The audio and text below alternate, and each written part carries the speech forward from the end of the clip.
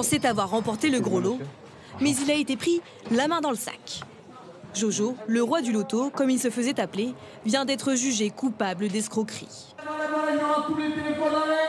Il a animé pendant 6 ans des lotos où se pressaient des centaines de personnes. L'objectif annoncé était louable, reverser les gains à des associations caritatives. Mais en réalité, une petite partie seulement leur revenait. Jonathan Lolland est condamné pour avoir empoché plus d'1,5 million d'euros. Il devra rembourser l'essentiel aux organismes lésés et écope aussi de 3 ans de prison avec sursis. Je le vis vraiment très mal, hein, parce que j'ai voulu aider énormément d'associations. C'était un showman.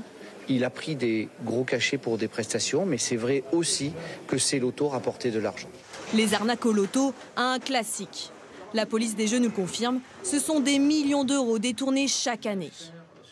La loi est très claire. L'essentiel de l'argent qui est gagné dans ces lotos-là doit profiter à l'association.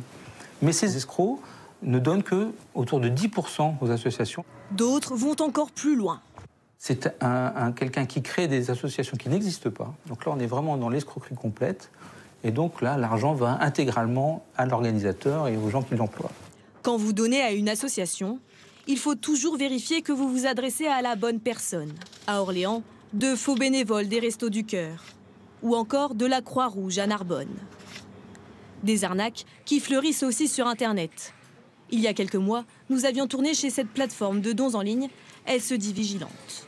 Un exemple pourrait être une association qui dit intervenir sur le théâtre du conflit armé Ukraine-Russie, qui n'est pas très clair sur à quoi vont être utilisés les fonds. En cas de doute, n'hésitez pas à consulter l'autorité des marchés financiers. Elle met à jour régulièrement une liste noire des plateformes en ligne à éviter.